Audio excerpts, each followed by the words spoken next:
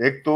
चिंता जो आर्थिक मोर्चे पर पहले भी हम देख चुके हैं, H1B1 वीजा को लेकर पहले भी ये दिक्कतें हुई थी और इमिग्रेंट को लेकर अभी भी वो काफी सख्त रुख अपना रहे हैं। लेकिन ये बात है कि भारत से दोस्ती, चाइना की तरफ फोकस, इसको किस तरीके से हम भारत के कंटेक्स्ट में देख सकते हैं? देखिए, जहाँ तक आपने इमिग्रेशन का सवाल उठाया है राजकिशोर जी, उसमें हमें ये याद रखना होगा कि बड़ी दिलचस्प स्थिति है, क्योंकि अभी पिछले कुछ महीनों से हमने देखा है कि बहुत सारे ऐसे जो इलीगली अवैध रूप से अमेरिका में एंटर होने वाले, प्रवेश करने वाले भारतीय हैं, उनको रिपैट्रिएट किया गया था। विमान भर-भर कर लोग वापस लेकर आए जा रहे थे भारत में।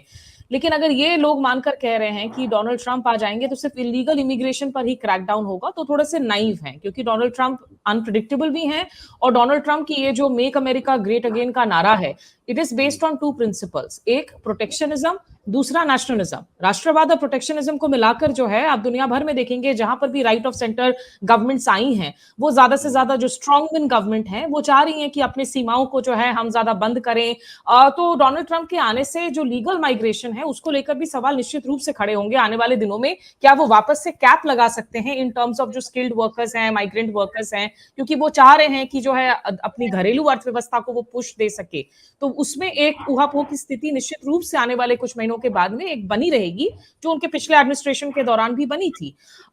दूसरी और एक बात जो लोग हमेशा भूल जाते हैं कि ये क्रैकडाउन, अब एक बतौर भारतीय आप अमेरिका जाते हैं ना, तो पहले 2 जनरेशन तक शायद आप डेमोक्रेट्स रहते हैं, आप सोशली लिबरल रहते हैं, आपकी थर्ड जनरेशन आते आते आप रिपब्लिकन बन जाते हैं। तो वो जो इंडियन इमिग्रेंट्स वहां हो बसे हुए हैं आज की तारीख में, वो खुद भी अब शायद चाहेंगे कि आने वाली और इमिग्रेशन पर जो है आप उस पर बैन लगाएं, आप उस पर क्रैकडाउन लगाएं। ये वहां की समाज को हमें समझना होगा। कारोबार का जहां तक सवाल है, देखिए अब जो उनकी फर्स्ट टर्म थी 2016 की, उसमें एक दो चीजें इंडिया के साथ उन्होंने अच्छी की थी, जिसमें जो खास है कि जो स्ट्रेटेजिक ट्रेड ऑथराइजेशन हम एसटीए लेवल 1 कहते हैं, उसका दर्जा भारत को दिया था। उससे ये हुआ था कि काफी सारे संवेदनशील तकनीक जो हैं वो भारत को ट्रांसफर किए जा रहे थे। नरेंद्र मोदी जब अमेरिका गए थे, ज्वाइंट स्टेटमेंट में जो बात बनी थी उस पर कहा गया था कि हम आपको आर्म्ड ड्रोन्स भी देंगे। तो कुछ एक ऐसी तकनीकें जो आमतौर पर अमेरिका अभी तक सिर्फ और सिर्फ अपने नेटो एलाई पार्टनर्स को दे रहा था, उस तरह की तकनीक ट्रांसफर भारत को देने की भी बात की गई। लेकिन कारोबार को लेकर मसला निश्चित रूप से फंसेगा, क्योंकि पिछली बार भी ट्रेड जो है वो फ्रिक्शन पॉइंट था और Donald Trump trade wars Bharat पर जो है ये दबाव डालेंगे कि आप अपने ट्रेड वाल्स को थोड़ा खोलिए। हार्ले डेविडसन उनका पर्टिकुलर जो है वो पॉइंट है, ऑब्सेशन है वो उनका, वो जब आते हैं तो हार्ले डेविडसन का जिक्र जरूर करते हैं और इसे लेकर भारत पर एक जोर जरूर बनेगा कि आप जो है अपने